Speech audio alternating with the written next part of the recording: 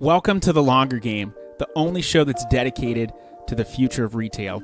We bring on real-life people in the retail industry. We talk about their experiences, we share their stories, we apply it to what's currently going on in the market, and we look towards the future of retail. You could say it's Retail Reimagined. My name is Michael Marr. I run a customized, done-for-you service agency called Cartology that helps brands win on Amazon. Now, while my expertise stems in the Amazon field, we bring on a wide array of guests because retail is expansive. You've got e-commerce. Yes, you've got marketplaces like Amazon. You've also got brick and mortar that is evolving. You've got logistics. You've got technology, finance. There are so many aspects to retail, and it's complicated. So we're here to bring you the entire story. Do you think that you have an interesting story and you'd like to tell it on the podcast? Then go to thelongergame.com and fill out a form to be a guest on the show today. You can catch The Longer Game on any social channels: LinkedIn, Facebook, Instagram, Twitter, YouTube, and our website, thelongergame.com. We've got all awesome guests on this show, so that I will promise. Are you ready to hear more about the future of retail? Let's get down to business. Welcome to The Longer Game. I'm your host, Michael Marr. I never introduced myself, but I am today. This is the podcast where we talk all about retail. We're talking to you brands, helping you better understand how to grow on Amazon, how to sell well on your direct-to-consumer site, how to show up successfully in retail. And today I have one of my foes, Noah Wickham, who's the sales director at my Amazon guy. I'm just kidding. He's not a foe, but we're compete in the same space. But Noah Wickham, welcome. Tell us a little about yourself, man. Yeah, thanks for having me. It would have been a good day for me to wear my Us versus Amazon shirt, I suppose. Yeah, so I am our sales director here at my Amazon guy. I essentially lead our entire sales team.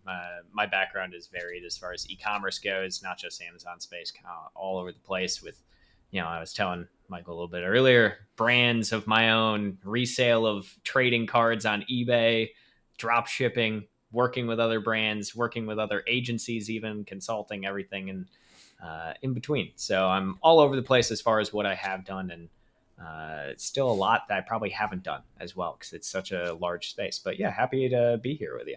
That's something that you and I both have in common, is starting on an eBay. That was what I originally started doing in e-commerce.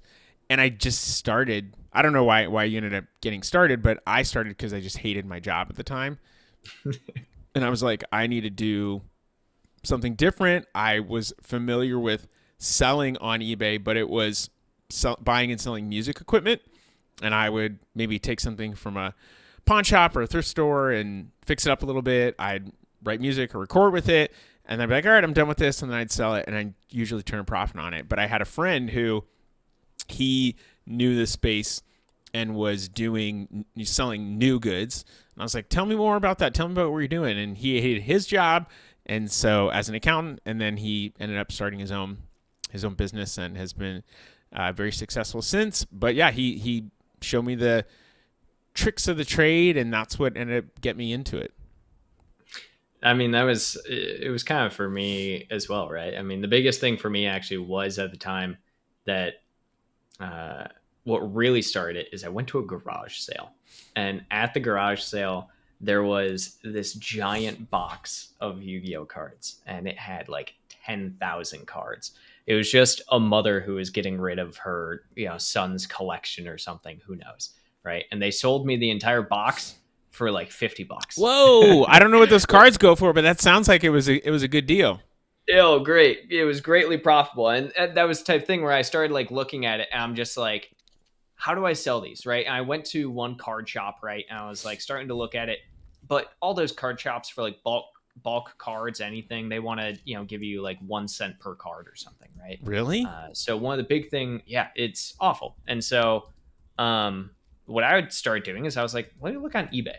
And I started looking on eBay, just pulling up random cards that I had at the time. And I was like, oh, this card is going for $4. So right? you were yourself were a Yu-Gi-Oh fan or card collector. Was it Yu-Gi-Oh specifically, or was like Pokemon a part of that too?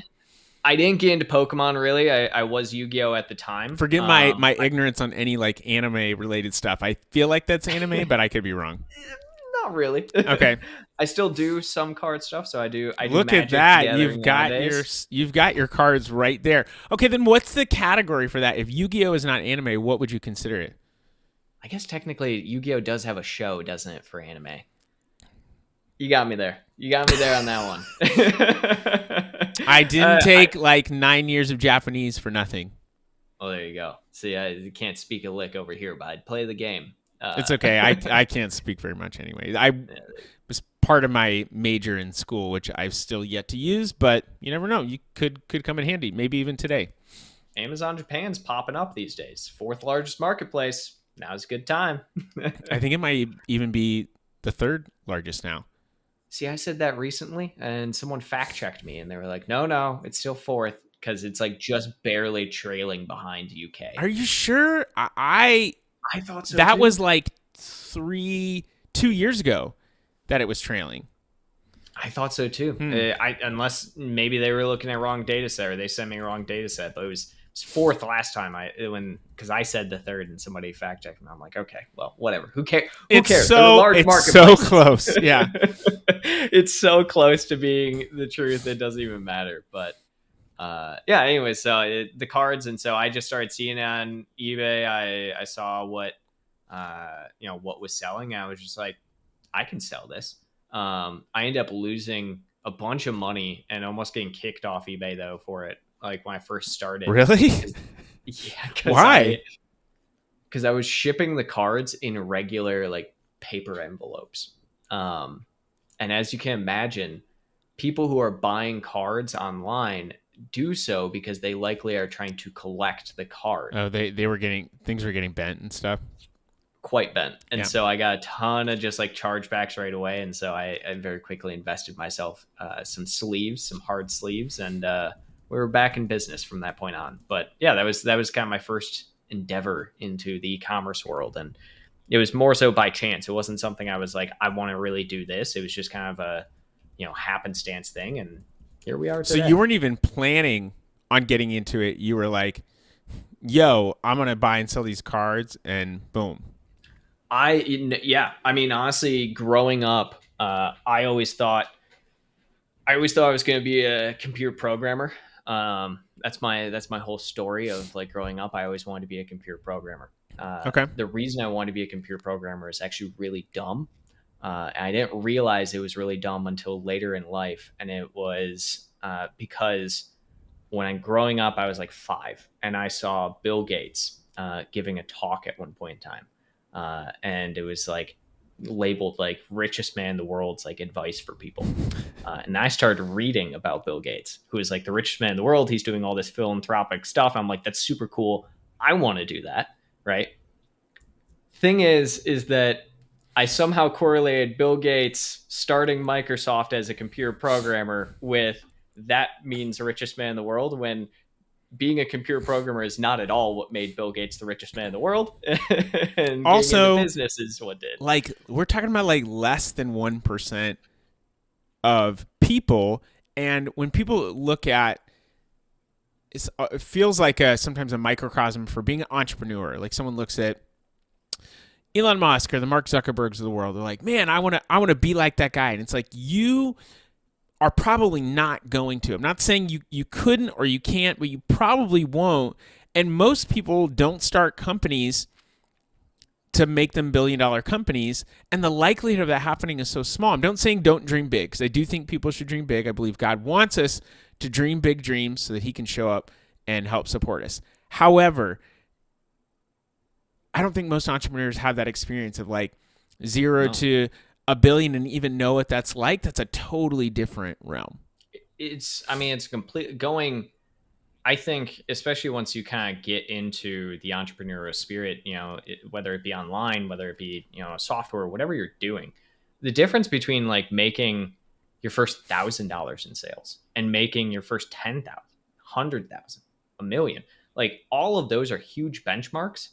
Taking $1 million to $1 billion is, infinitely harder than taking a $10,000 company to $1 million. right? Well, and Like, what will get you there from 10,000 to a million is going to be way different than what's going to get you from 1 to 10 million, 1 absolutely. to 100, 100 million to even, a billion.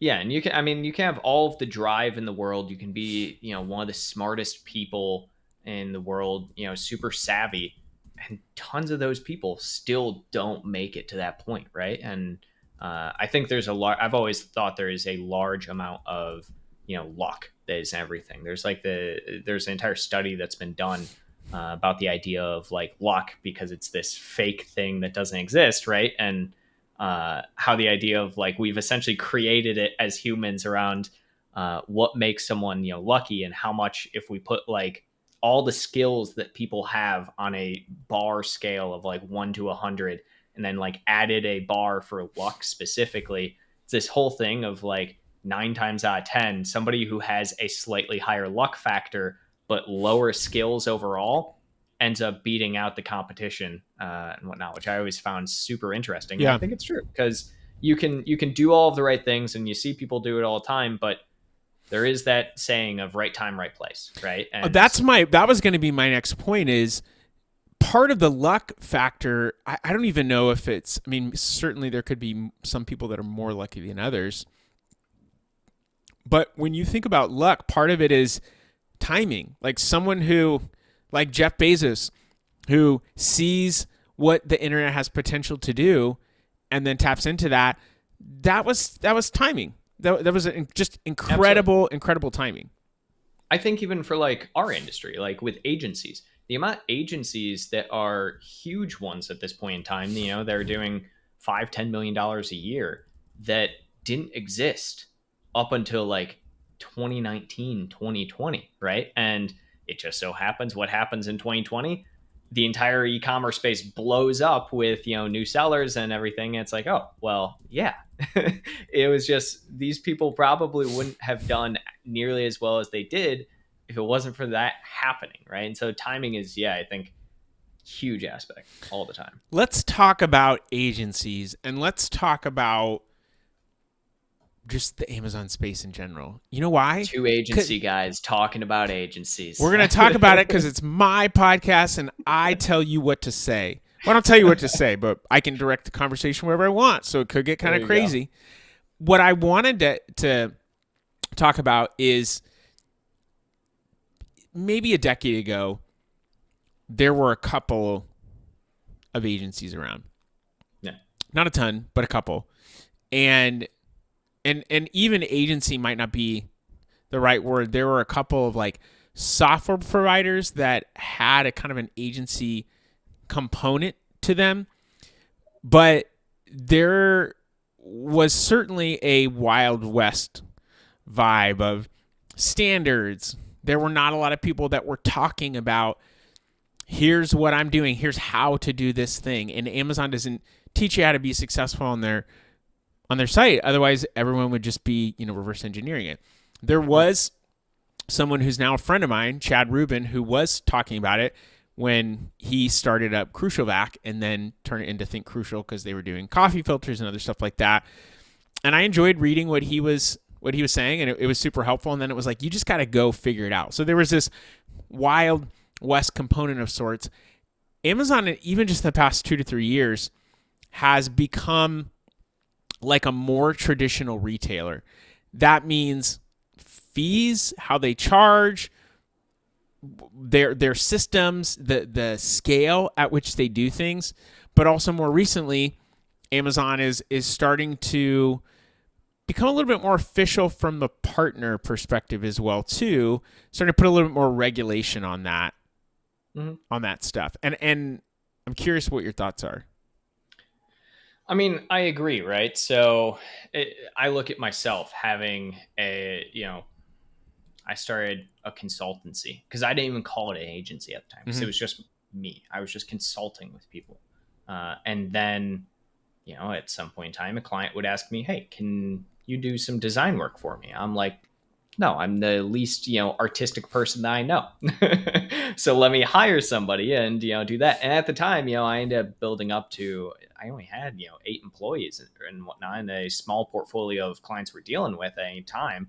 But I still didn't even think of it as like an agency then. I still thought of it more of like consultancy, because we didn't do what the typical agency nowadays does. And, we look at that from like an Amazon perspective, and there's such a variety in what people will do for people nowadays, as far as like agencies go, how everything works.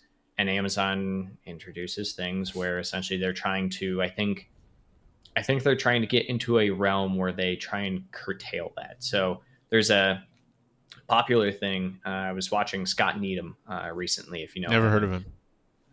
Smart Scout. I'm just kidding. Oh, I was gonna say, I'm like, that's crazy. No, but either way, I've met Scott. He's a great dude. We I use love Smart Scott. Scout. I love his tool. So he is not a tool, but I love his tool. So he was talking recently. He was saying how data showing like over 3,200 Amazon agencies, quote unquote. Now that varies in what we can really consider an agency, and I think that's part of the thing where we see Amazon introduce things like SPP, right? And how, for anyone that's not listening, solution or doesn't know, Solutions Provider Portal. Sorry, go ahead. I was just clarifying that. No, you're totally fine. Yeah. And so they introduced that, and they are making everyone essentially get onto it, right? And it turns it into this, I can't be a random consultant guy necessarily that's just flying under the radar, creating random emails, getting added into people's accounts, doing X, Y, and Z, and then getting out of them and, calling it a day. I mean, I think that there are probably still accounts, if I logged back into, my old consultancy email, I bet I'm still added on some client accounts. Same. And that's going to the wayside, I think. And part of that is where Amazon's growing, right? They're realizing that this is now a true industry and, services built around this behemoth that is Amazon. And, Amazon tried to create their own. They tried to create the whole SaaS program thinking that it could work, but the average SaaS rep has over 3,000 accounts assigned to them. So no idea why they thought it could work. I don't think Amazon, to be fair, I don't think Amazon created the SaaS program as a way to compete with agencies.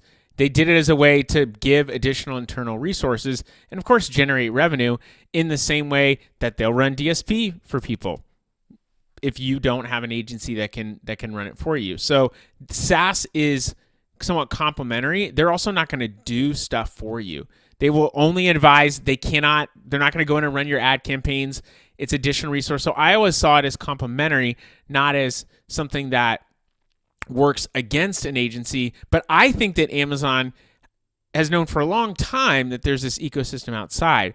I think that they're cracking down and creating something like the Solutions Provider Portal because they've got immense regulatory pressure on them and they need to tighten things up. And if they don't, they're creating huge gaps in security that are eventually going to hurt them. And the woman that runs the FTC right now hates Amazon. So you kind of got to get it together. Yeah, no, I agree. I mean, it's the same exact situation where, back in the day, you weren't allowed to have more than one Amazon account, right? And then what do you know? Amazon gets hit with 1 billion lawsuits, and all of a sudden, yeah, you guys can have more than one, account. We never were saying that you couldn't. And I think you're right. It's the exact same thing now where Amazon is gaining such market share within the overall e-commerce landscape, right? Back in 2023, numbers were at 37% market share was owned by Amazon. 37% of sales went through Amazon online in the US, right? Last year, it's looking closer to 40 to 43%. And it's like, that's going to continue, I think, going up. And eventually, when do you call it a monopoly, right? And so they're going to get all of these different things coming further and further and further. I mean, just recently, Amazon actually started releasing that they are starting to crawl people's direct consumer websites, right? And when they are crawling that, they are crawling it for information about the products. If you have a restricted term of some kind on your direct consumer website that you don't have on your Amazon listing, they're going to shut down your Amazon listing for that restricted term on your website. And that's the type of thing where it's like, Have you how had that far is happen with that? any clients? Yeah, we have. So we've seen it with one client so far. I also saw it recently with another agency colleague and everything. They were saying that they had two different clients get hit with it, and Amazon essentially admitted that exactly, that they are crawling people's websites not just for pricing now, but product information, right? I feel like Which they probably were always doing that and maybe just not doing anything it about should it. probably a little bit more of a regulation thing, which I understand on two factors, right? Because Amazon has to, in some capacity, protect themselves, right? They have to be able to, protect regulation, protect end consumers at the end of the day. And if somebody is advertising a product as one thing on their direct to consumer Yeah. site and that heals something or whatever, and then on Amazon they're not, and they're not following compliance standards, that can get Amazon into hot water in some capacity and Yeah, for pull sure. them into lawsuits. So absolutely understand that, heavy-handedness, and think it's necessary in some capacity. But on another hand, I also wonder, how far does that reach out to, right? Is that an actual compliance standard that Amazon is only going after? Are they going to start going after, more than just regulatory and compliance products, right? More than just supplements and things. And, they have enough problems in their own ecosystem. You look at creatine right now, and 90% of creatine is just not even compliant regulation whatsoever with the FDA on Amazon. And it's like, okay, so why are we not starting here, right? And so I get Are you it. I saying get that where the Amazon. FDA has something that specifically like creatine should be falling under? Because the FDA doesn't do anything when it comes to supplements. No, no, no, no. Sorry, I should probably reiterate. I more so mean in the sense of when we're looking at anything health related, right? So I use the FDA not as the actual aspect of supplements, but more so in the sense of any regulation around what is actually in products, right? So we look at the compliance of any supplement and how it is currently being, I guess, measured. So Amazon entered in, the manager compliance dashboard, and they have all these different compliance centrals now, right? And all these different testing facilities that work directly with them. And yet they are still not requiring every single product that enters an end consumer's body to fall within certain compliance, which frankly is crazy. I think it's the area to me where it's like Amazon already has so many regulation problems and they already over regulate so many different areas. I don't understand why it is they wouldn't regulate pretty much anything from that standpoint, right? Why is it that a bag of chips, which is an actual thing we've had happen, they require compliance documentation for that, but they won't for other categories? And I think it's just comes down to who is pressuring Amazon at what time, essentially, right? You mentioned the FTC recently with, Lisa, who, yeah, frankly, she hates them. How is that going to move forward, I think, with Amazon? Are they actually going to care more about overall compliance and regulation and overall actual end consumer? Or are they going to only continue doing this thing where they're basing it off of where are they getting the most pressure from now? It also comes back to like who they decide to partner with. So like when they required everyone to now have a GS1 barcode, like they started partnering with them and was like, all right, let's clean this up. So there's these different efforts that happen, and it certainly could be because they have specific pressure in certain areas, but also they're just so massive. You have to start. You have to start somewhere. You have to start somewhere. Yeah, I mean, I think it was about springtime last year in which they were changing around the manager compliance, right? And that was a really, really big thing that I remember so many supplement type and consumable type people got kicked off because for a very long time, a lot of these supplement clients would get a compliance of some kind or get documentation that they would then slightly tweak or slightly alter to have this specific information that Amazon wanted, And then Amazon goes through, and it turns out this whole time, Amazon knew every single person who has ever submitted a slightly altered document of some kind and shuts them down permanently.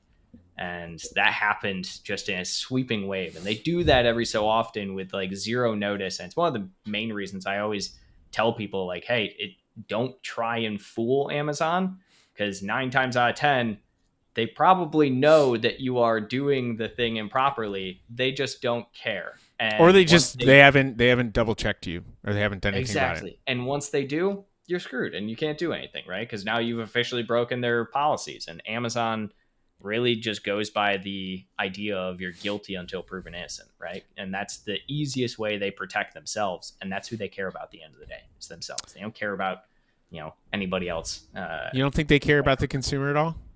I do. Amazon is the most customer-centric company. That's in the what world. they say, but I'm saying, do you actually think that they care about the consumer, or you think they care about themselves more? Oh, I mean, they care about themselves, right? Obviously. I mean, in any business, at the end of the day, they care about the consumer as much as the consumer is willing to use them, right? And utilize their services. I can almost guarantee if Amazon started actually seeing a negative trend in overall market share from the e-commerce standpoint, they'd probably lower their Prime prices back down, right? And, if they saw that when they increased the price of Prime membership, people started dropping off, they probably would say, oh, well, never mind on this, right? But is that being self-centric, or is that just having a realization that your offer is not competitive anymore?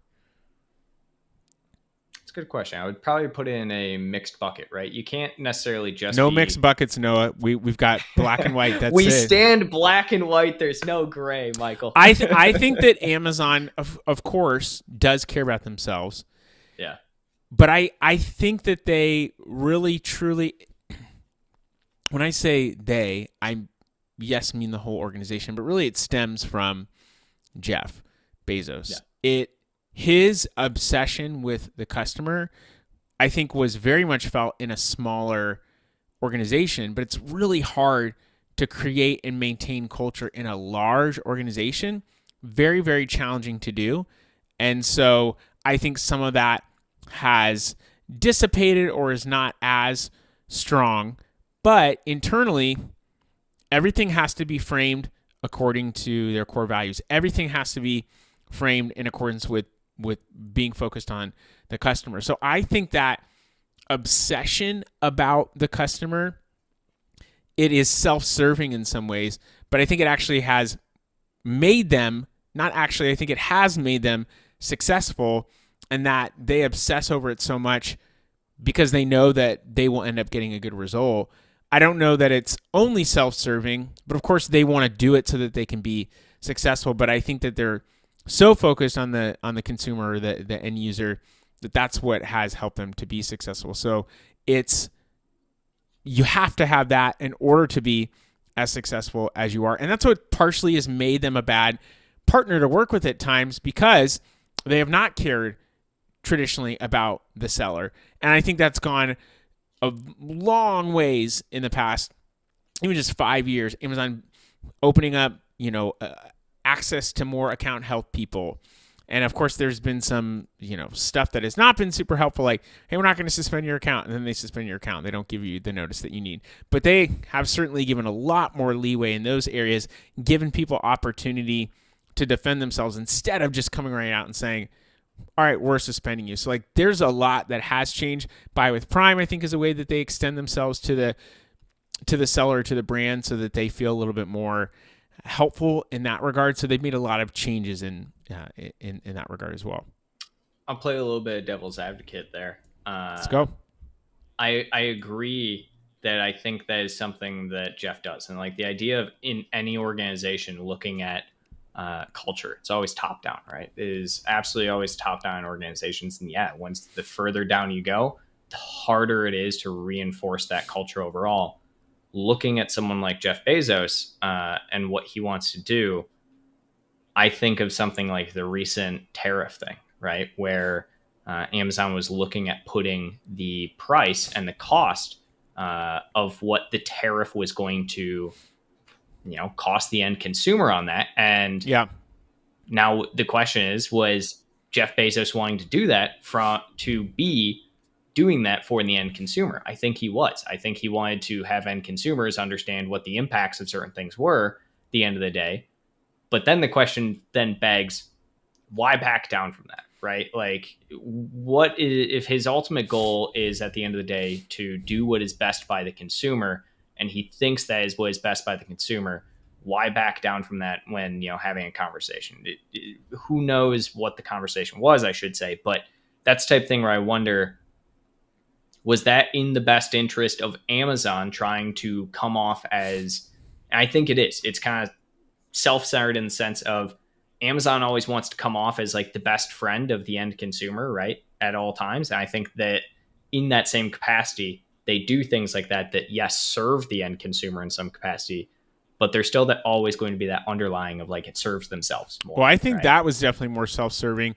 And to be fair, I think it's probably Andy Jassy, because I know Bezos is not as involved. I'm pretty sure he's just on the board. Everyone still blames Jeff, and it's so funny. I had a post last year actually that people loved, where I was just like, can we stop blaming Jeff Bezos and start hating the real monster Andy Jassy? Yeah. Back in 2021, Amazon was in the red from the seller side of things, and then they started introducing, right after Andy Jassy became CEO, they started introducing tons and tons of fees, and now Amazon is insanely in the black, and it's just like, oh, people are still hating on Jeff Bezos, but the real monster for like sellers when it comes to fee increases and stuff like that in recent years is Andy Jassy. Well, I mean, that's which, like, to be honest, I think it happens with any founder.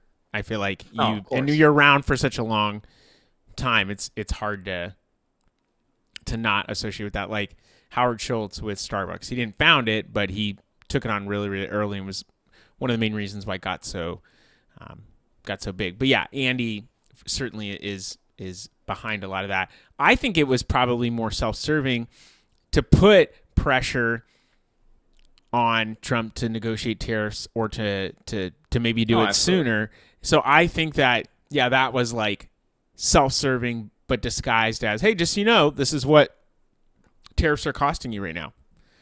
Yeah. And that's exactly how it seemed to me, is like, hey, we're doing this so that everyone knows this is happening, when the reality is, that you're such a large company and what the impact of like showing that number will have, that it indirectly is getting you what you want, which is likely reduced tariffs, right? Yeah. And look at where we're at now. At least we have a 90-day extension of some kind, I suppose. But yeah, we'll see. We'll see. Hard to say what's going to happen. By the way, I did fact check myself, and you were right. UK is still number 3.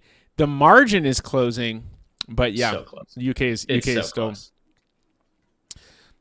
Numbers matter, man. Numbers don't lie. It does. Well, and at the end of the day, I get called out all the time for fact checking people internal, because it's one of the things where it's just like you gotta make sure the numbers make sense. You can't just what is it that people are calling it nowadays with like coding through AI, vibe coding? Oh, I don't know. Oh yeah, there's this whole entire thing called vibe coding, where essentially people who don't know how to program whatsoever are just using AI now to program, and so it's a whole thing. But I know people who are programmers who they use it as a way to be faster at doing stuff. I know, but I also know people who have no coding experience and they use it. I've tried. It just frustrates me, so I just move off of it. But like, I'm not going to be the person that's gonna try to at least learn coding. Like, I would rather learn something than go and have something do something for me, because then I wouldn't know what's going to be accurate and what's not going to be accurate. Yeah, stay in your lane essentially, and you know what you're good at, and keep honing those skills versus trying to add half-baked new ones, so to speak, which I think is actually probably very relevant for our industry. I see like all these different agencies, like as soon as TikTok seemed like it was starting to do something, they're like, we're a TikTok agency now, and we did. It's like, okay, so we are an AI based agency. Yeah. What does that mean? It means nothing. It That's what means it nothing. means. It means you plug some stuff into ChatGPT every so often, and it's like, yeah, who doesn't? I had a guy on my podcast. Want to say it was the episode before this, John Garlio. I hope I'm saying his last name right. I'm pretty sure I am. He talked about this. Like most AI stuff is garbage. It's not functional. It's hot for a second and then you're done, and people don't end up using it for a while because it breaks or it can't really do what it says it can. And my issue is AI is not. It's not creating. It's taking stuff and formulating it and presenting it in a new way or condensing it down. So it's a huge database, but it's not creating the ideas, necessarily creating the strategy. And what he said was super poignant, which was, and he actually took this from someone else said this to him, but generative AI is great for basic level information. Like, tell me how a refrigerator works. Great, I will do that. Okay, give me a strategy for a bagel brand that wants to launch a direct-to-consumer site, but that has been in retail for the past 5 years. Go. Like, it's not going to be able to do that. It's not going to be able to do No, that. that's the thing that I will say has very much bugged me about AI. Like, I think AI is fantastic. I think that's, has its pro and cons, I suppose. The thing that really bugs me is seeing all of these people who are creating all these AI tools, and they're using like Chat GPT as like the primary for like these data analysis tools and everything. And don't get me wrong, in just a year's time, Chat GPT has come an exceptionally long way. Chat GPT is still a large language model. It is meant for language output only. It is not meant for going through insane data outputs and creating models and doing statistical analysis. Like, there is still so much that it is not great at because of that, in the sense that it is, people aren't using the right tool essentially for the proper thing. Even when you look at like ChatGPT's search function, I think its search function is still light years behind something like Perplexity that was built for the purpose of search, right? So you have like these different AI tools and everything, and everyone, I mean, obviously is just using the primary, which is ChatGPT, to do everything. And it's like, there are some really, really good AI tools out there. There are also ones that are like meant for the thing that you're trying to do. I've heard people say that Claude is great for writing. I haven't experimented in that regard. Claude's really good. I know people like Claude a lot. I've used it a bit. If you're trying to search or buy something, Perplexity is fantastic because it actually gets you a bunch of different searches off the internet and like will crowdsource data. So I think that's great. There's another one that does, because ChatGPT cannot compute. It can't do math. It's just pulling from stuff. But there is one, I can't remember the name of it, but it does math. Like there's a math component where you could go in. Yeah, and it's great to have all those, but everything nowadays, right? I also heard this whole idea that like with all of these, especially the language models, right? One of the reasons that OpenAI consistently will like release a new model and then like 2 weeks later just pull that model back entirely, it's because of the fact that when they're releasing these new models, it also trains off of all of the historical data that it has. Yeah. Which is both good and bad, because yes, you get large data sets to train your model off of, but if it's bad data of just a bunch of people, putting, memes, there was a whole thing where ChatGPT was just creating a bunch of Studio Ghibli pictures and everything, right? And it's like, cool. This does nothing to actually train the model at the end of the day. It's just a giant waste of resources and essentially degrades the model, if anything. So it's, there's catch-22 to everything. There have been also, to be honest, in our industry, AI companies for years now and whatnot. And 9 times out of 10, it's just a software with, rule set or an algorithm. functions. Yeah. That's not AI. Not AI. Let's end it there. That's not AI. You've got a bunch of rules and an algorithm. That's not AI. Noah Wickham, not Wickman, you jerks. If people want to know more about what you're doing, where should they look? Amazon Japan? Yeah, maybe some point in the future, I suppose. We're not doing it. Well, we've done a little bit of it, but no, come check us out. We have a site, My Amazon Guy. It's that thing back there. see a sign. You can also check me on LinkedIn if you want to at some point in time. Just look up Noel Wickham. I post stuff there all the time, pretty active. We have a YouTube channel. We post nearly daily content. Usually you'll see my face more. So if you like seeing my face, it's a good place to see a lot of it. Subscribe. Yeah, there you go. Cool. Awesome. Thanks for having me. Yeah, thanks for coming on, man. All right, everybody. That's it. We don't have anything else. I don't know what to say. It's time for you to go. All right, that was the show. What did you think? That was the longer game. We would love for you to share the show with other people and to leave us a review of the show. So go to iTunes, go to Spotify, you can go to YouTube, comment, leave a review, and share this on any social channels that you are active on and wherever you have influence. We want to share this story and stories like it to as many people as possible. Do you have a compelling story and do you want to come on the podcast and talk about it and you're in the retail industry? Then go to thelongergame.com, fill out a form, and we will contact you about coming on the show. You can find us on any social channels, Instagram, LinkedIn, Facebook, Twitter, and you can go to our website, thelongergame.com, to actually read all of these episodes in blog form in text, because we know not everyone's going to listen. This podcast is brought to you by my agency, Cartology. We are a customized, done-for-you service agency that helps brands win on Amazon. It is super complex selling on the Amazon Marketplace. We help simplify that for you. This podcast is also brought to you by Podcastify Me. They are a full-service podcast production company that designs podcasts around people who are paid for their advice. That is coaches. If you want someone to help create, strategize, and distribute your podcast to the masses, go to podcastify.me to find out more. I've so enjoyed that you've been a part of the conversation and that you've given of your time to hear these people's stories. We'd love for you to share. If you want to find out more, just go to thelongergame.com. Hope you have a great rest of your day. Stay blessed. And until next time, cheers.